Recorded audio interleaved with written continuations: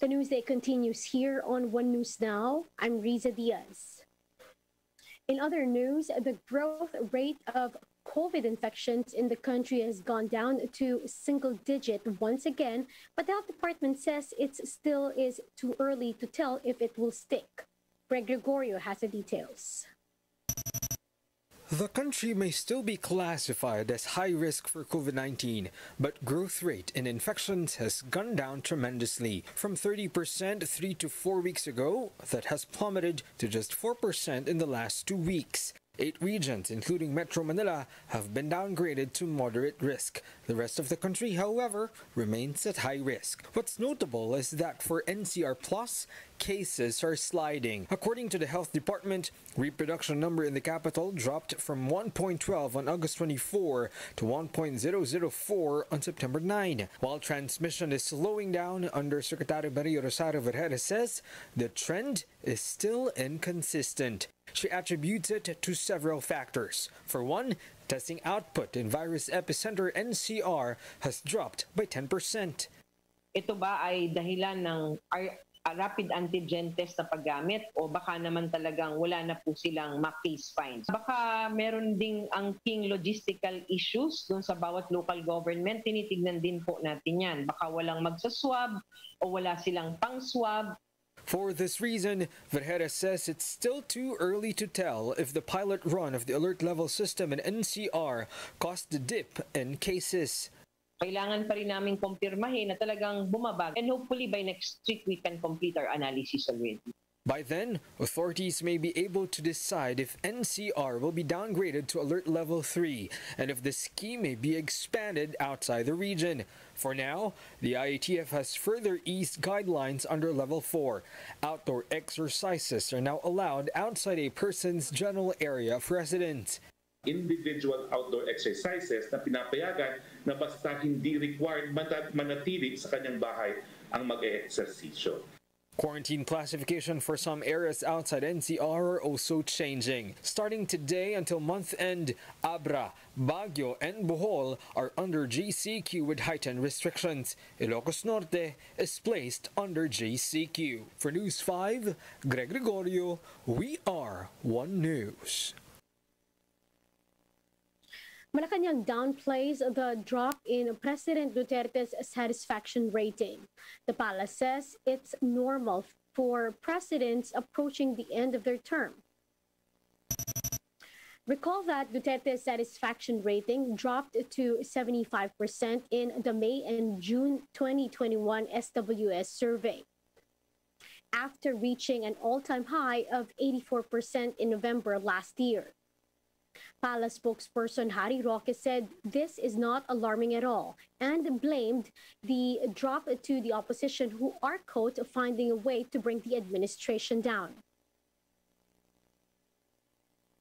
Meanwhile, an expert says there are two ways to look at President Duterte's recent satisfaction rating.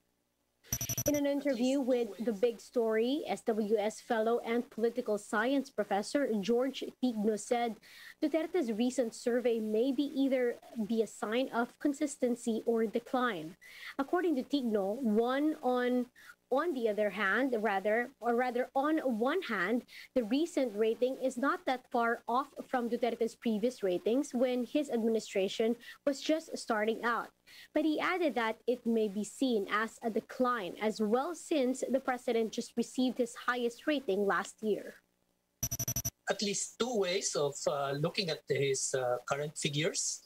From our point of view, the president's net satisfaction rating in June of this year doesn't really stand out when you compare it to when he first started his term.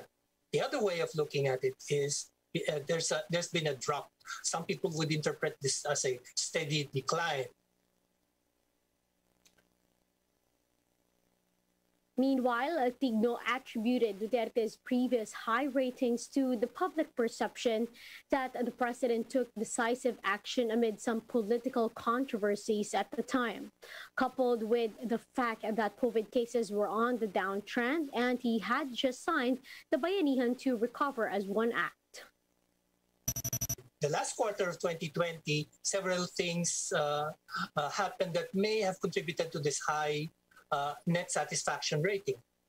One would be despite the investigations that started in the Senate on PhilHealth, the President took action, or at least there was a perception on the part of the public that he took action. He created a task force.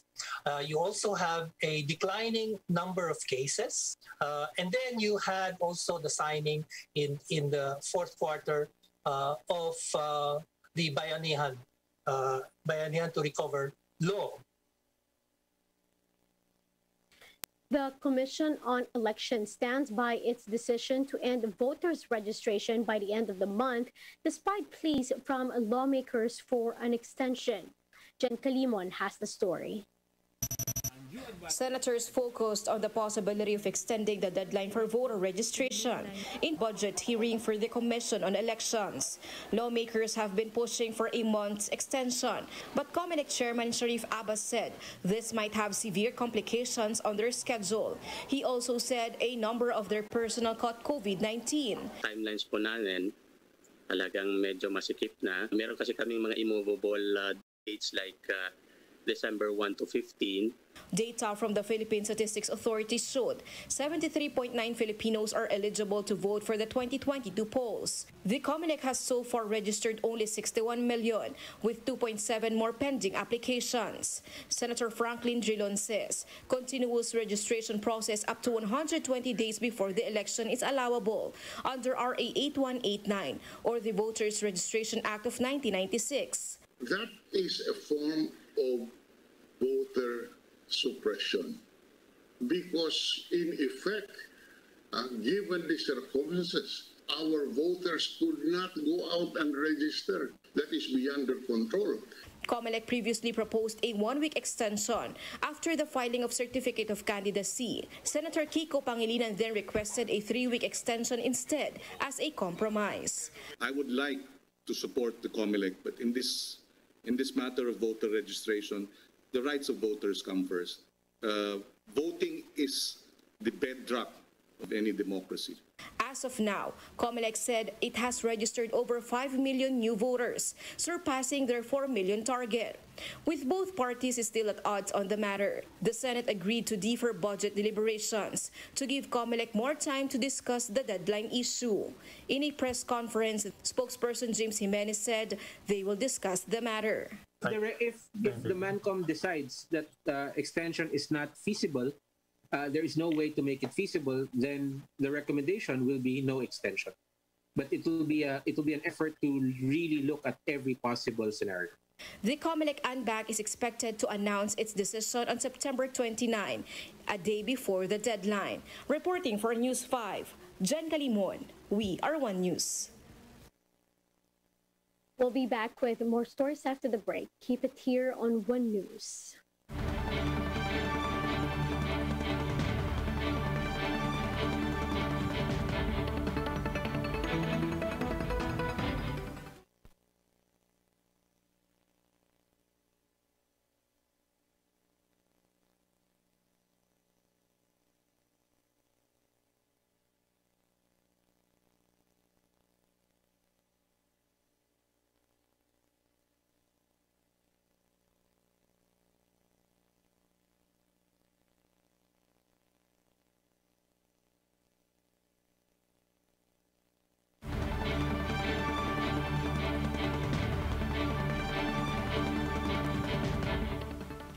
You're still watching One News Now. I'm Riza Diaz. As Congressman Ismael Mangudadatu looks to run as governor of Maguindanao, the feud between the Mangudadatu families has started to resurface. Gemma Vansenya with the story. Maguindanao has always been included in areas classified as election hotspots due to politically related incidents. In an exclusive interview, Congressman Ismael Mangudadatu revealed that his family and supporters are being harassed by the Mangudadatu family, which governs both Sultan Kudarat and Maguindanao. This as Ismael plans to run as governor in Maguindanao. He said that many cases were filed against them, including a murder case over the killing of their relative over 20 years ago. Dapat laban lang ng patas. Huwag yung ganito. Oo. Ngayon, kinasuhan na naman yung aking dalawang kapatid. Murder din. After 1 decade, may nakita na naman silang, kumbaga, pumupulot sila ng parang gagawing ebidensya nila, hahanap sila ng witness, bibigyan ng pera, susuhulan o takutin para i-file sa amin, isa-isa. Ang ano ko lang dito, parang hindi makatakbo, hoy, huwag naman ganun. Tatakbo at tatakbo kami. Huwag mong gawan ng dumi. Kasi old school yan eh. However, Maguindanao Governor Maria Mangudadatu denied these allegations. I have no idea about dun sa sinasabi niya. Kung sinasabi niya na merong cases na inahain sa kanya, then he has to find out kung sino ba ang nagkaso sa kanya. Kung kami ba, kung political harassment ba, hands off kami. Kasi dati sa personal, kanila-kanila yun eh. Hindi naman kami nagkaso sa kanya. So, mali po yun, nais natin i-correct, no? I-correct ang sinabi ni Toto Mangudadatu na nasa likod ang Mangudadatu ng Sultan Kudarat. Congressman Mangudadatu said that the president should not worry as their side has never resorted to violence even after the Ampatuan massacre. Meanwhile, Governor Suharto Teng announced that he will not run in Sultan Kudarat but will transfer his residence to Maguindanao. With possible altercations happening in the upcoming elections in Mindanao, President Duterte threatens to use the military to ensure that voting will be peaceful in the area. Nakikiusap na ako.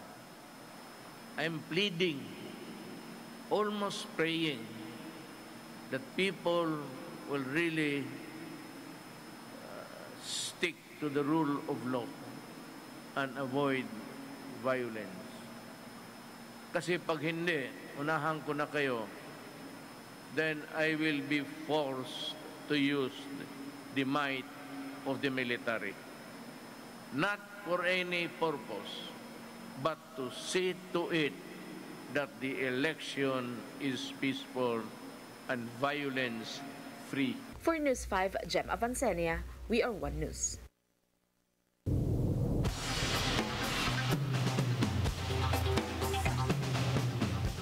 Now, here are stories from around the globe.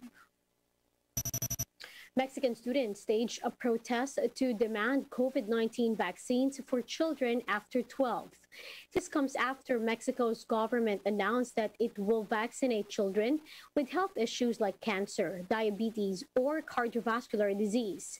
Pfizer jabs will be used for at-risk children aged 12 to 17.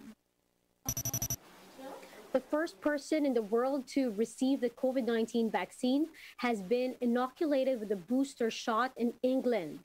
Margaret Keenan, who got the first ever jab in December 2020, received her booster shot after 9 months. Keenan continued to urge more people to get vaccinated for their own protection and that of their families. The U.S. President Joe Biden has announced that around 60 million Americans who had the Pfizer anti-COVID jab will soon be able to receive their booster shots. But Biden says these shots are available only after at least 6 months from full vaccination, and only to select people composed of those aged 65 and above, adults with comorbidities, and those at high risk because of their jobs or location. The majority of Americans who were fully vaccinated with the Pfizer vaccine are now able to receive the booster shot 6 months after they've received their second shot. 6 months after you receive the second shot, you're eligible.